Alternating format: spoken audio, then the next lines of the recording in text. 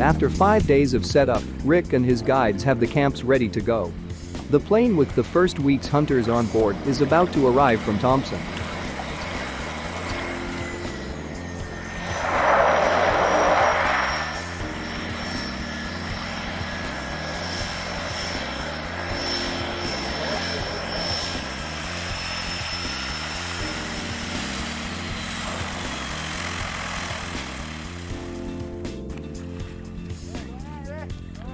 As you can see, the hunters are excited to finally be here.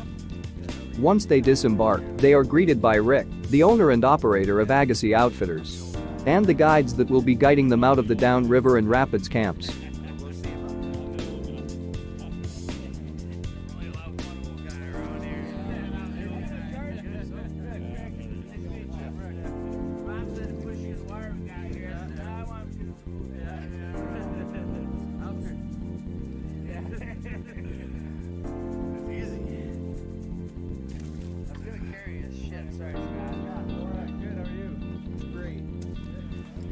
After the guests land at main camp and all the camp supplies and their hunting gear is unloaded, the plane will return to Thompson. There are 4 different Agassiz moose camps along the river system, 2 upriver to the west of main camp and 1 downriver to the north. Brian the Moose and Bob the Stalker will guide 3 hunters out of the downriver camp. Brian will be doing a 2-on-1 hunt with a father-son team. Bob will be guiding 1 hunter. Jordan and Craig will also be guiding 3 hunters out of the rapids camp.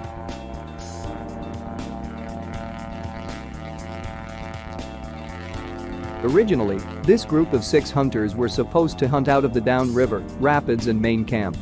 Unfortunately, 2 of the main camp guides had to cancel, and it was too late to replace them. Rick did some juggling, and with the hunters' permission was able to accommodate the group of 6.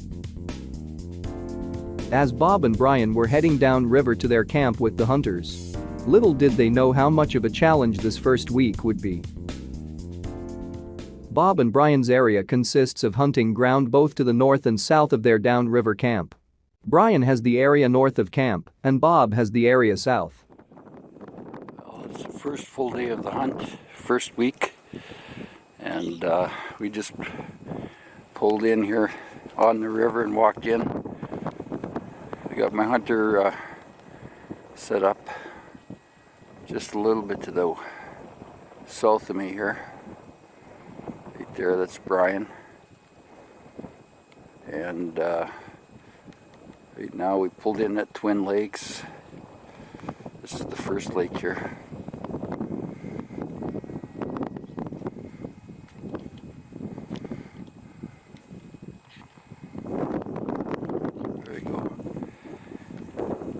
Quite a bit of a wind coming out of the north, and try and cover up the microphone so we don't get too much wind noise. I'm going to do a series of calls right away and see what happens. We're going to be here for a while. I just noticed a couple of antler rubs on bushes and trees here, like this birch tree last year was a full tree. This year it's not much left of it. It's got it all ripped up. I usually sit beside that tree, not this year. So we'll do a series of calls and see what happens.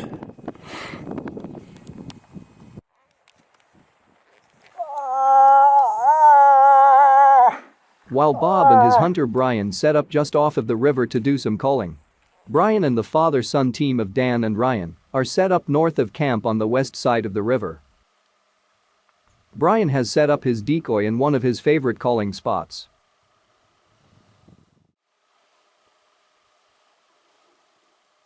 While Brian does his calls, they notice a curious bunch of river otters coming to check them out.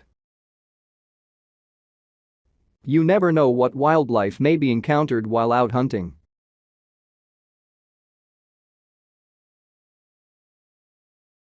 After being entertained by the otters, Brian notices a bull to their right entering the water and begins swimming over to the island across from their location.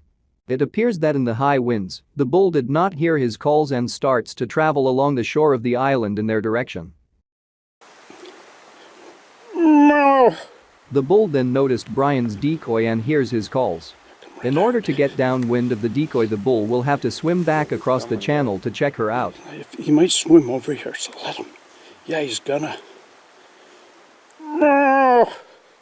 48, looking right at you. He's gonna get in the water. He can swim over here to you. You take that glove off me?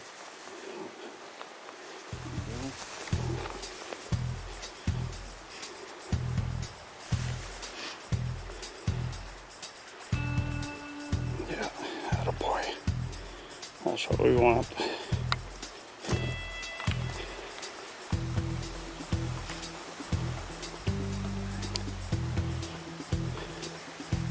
With Brian guiding Dan and his son Ryan, the decision was made that Dan would be the shooter on the first bull. No fast moves, just when he stands up in the water, when his feet hit the ground. He doesn't have Moose to be are up very on top strong of it. swimmers, so it won't take this bull very long to cover the distance from the island to the mainland. This gives Dan a chance to get set up with his shooting sticks in preparation for the moose to exit the water.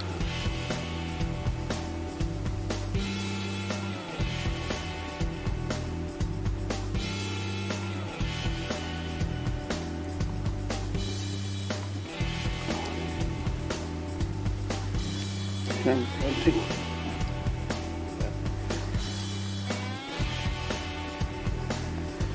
At some point you gotta smell a rat, so be ready.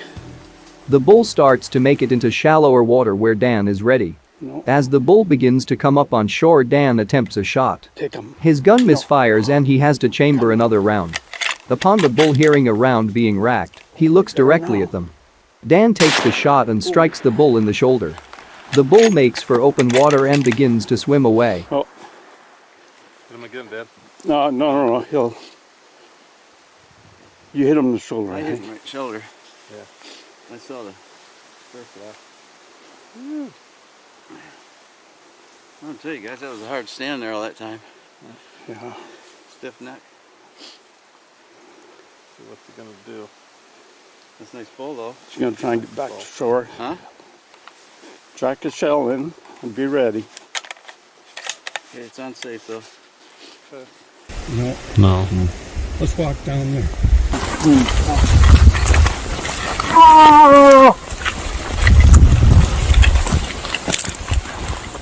As Brian and Dan begin to follow him, he turns and swims towards the island. Although it is not on camera, Brian gets the bull to stop about 5 meters from the edge of the island, and Dan makes the shot. The bull fell right there.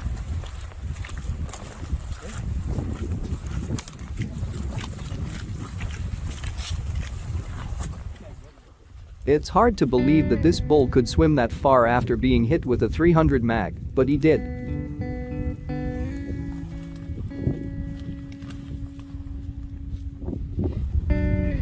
Beauty. Woo. Beauty. The blonde hair on It's beautiful. Beautiful, beautiful animal. Wow. Yeah. I don't know how we're gonna get him out of here, but holy shit. The winch him up there and the sun off.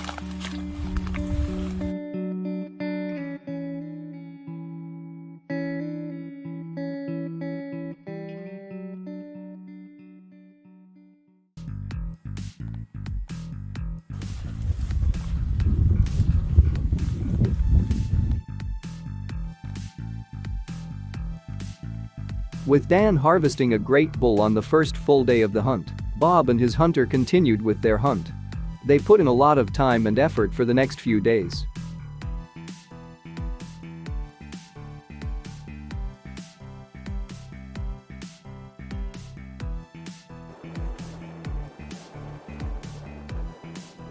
Bob and his hunter Brian spent several days glassing, calling and traveling in Bob's area, but to no avail.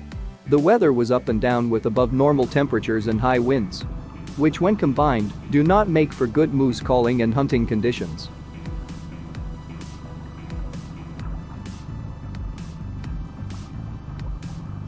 Needless to say, Brian and Ryan weren't having much luck either.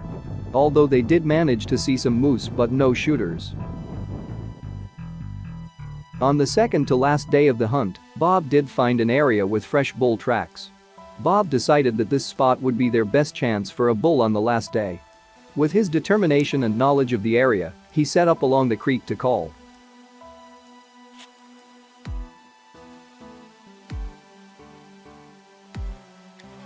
Brian was set up to Bob's left just out of sight, and Bob began a series of calls.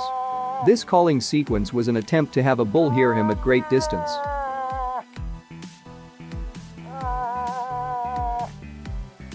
After moving to several calling spots around where Brian was sitting, Bob then returned to his starting point and sat down to listen and watch the willow flats in front of him. After sitting for a few minutes, he suddenly heard ducks take off from the creek to his left. As the wind was very calm, Bob found it strange that these ducks would take off as if they were startled. He then heard what he thought was something in the creek. After standing and looking to his left, he saw a bull exiting the water on the opposite side of the creek and stopping. He didn't know if Brian saw the moose, so he crouched down and quickly moved over to where Brian was set up. The bull was staring in their direction as Bob asked Brian if he was going to shoot. Brian's reply was priceless. He said, "It's the only moose we've seen." Bob said, "Take him," just as the bull spooked and started to trot away. Brian hit the bull with his first shot, then a follow-up shot. Although in the excitement, Bob didn't record the shots, he did get on video the bull dropping. He's down. I didn't get it on video. I was too excited. He's gonna be a bugger to get out of there. Knowing this bull was going to be a difficult retrieve, Bob knew he would need to get some help. He decided to head back to main camp and get Rick. He would also need some chest waders in order to get the boat closer to the moose. I think we'll find him. Right, Rick? Oh yeah. No doubt, Doctor. Upon arriving back at the kill site, they took pictures of Brian with his moose, then the work began. Brian, the best part, he's gonna taste good. Yeah.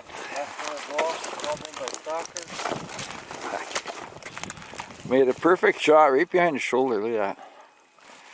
He was hit through the lungs. Not too bad a spot to work on him here. No, this isn't bad. Yeah.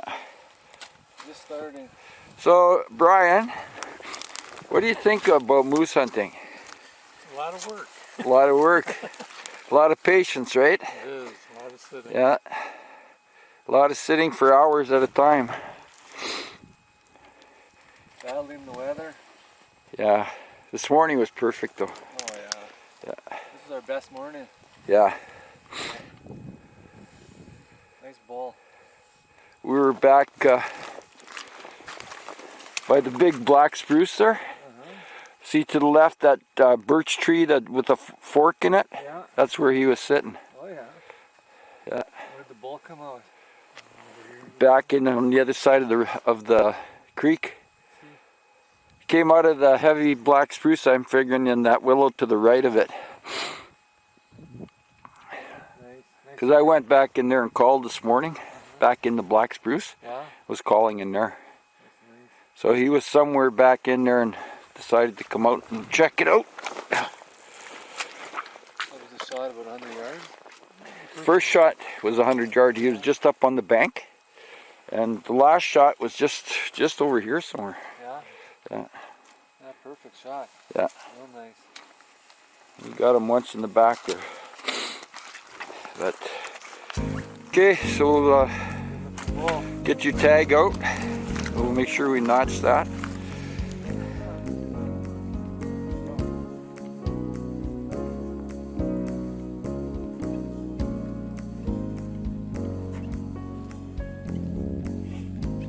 Rick went back to the boat to retrieve his bag of skinning tools. With Rick, Bob and Brian working on the moose, it didn't take long to process the bull.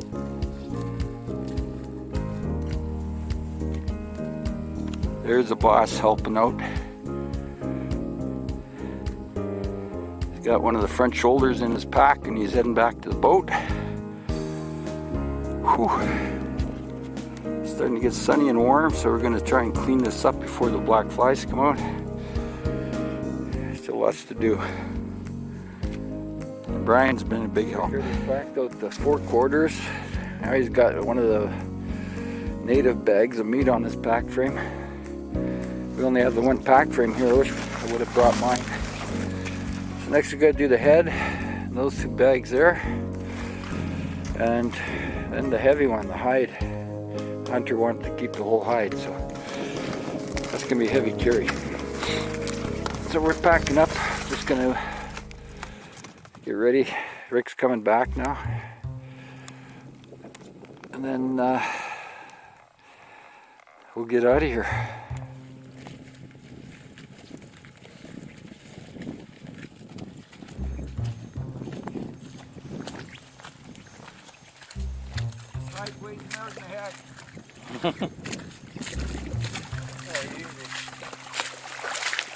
With all the meat loaded into Rick's boat, the last things to be carried out were the head then the hide.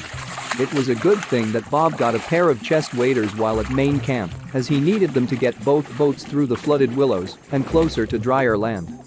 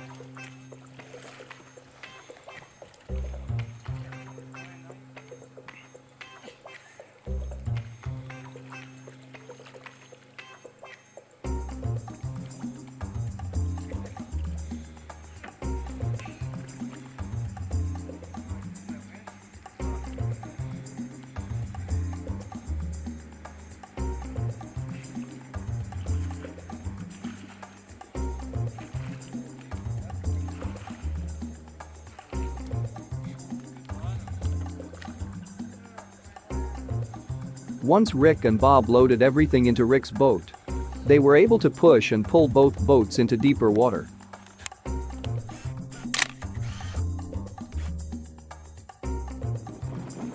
Come here often?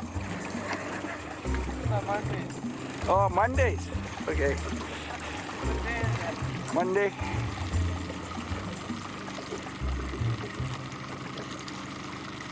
Bye.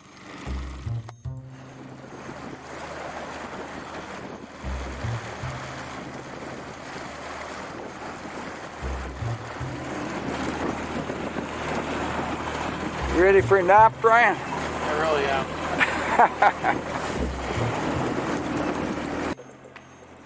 Being that it was the last half day of Brian's hunt, Rick would head to main camp, while Bob and Brian would go back to the downriver camp.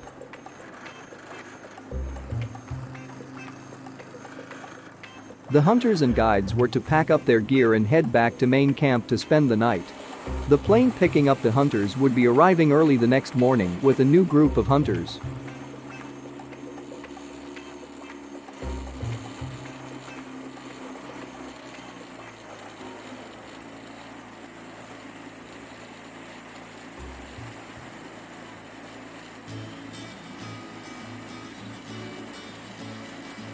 You're lucky you'll be in the next video.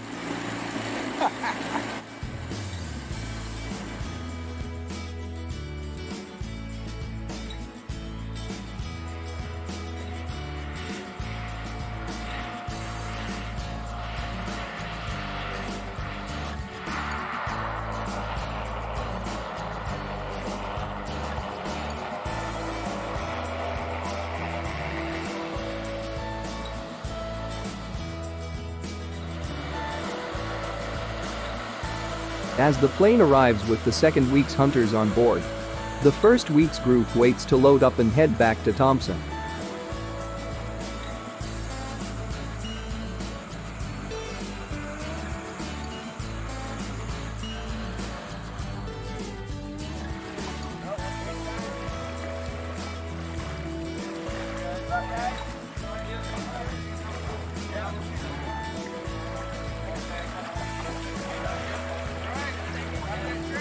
With all of the gear, moose meat and racks loaded, the first week draws to an end, and the hunters are on their way back to Thompson.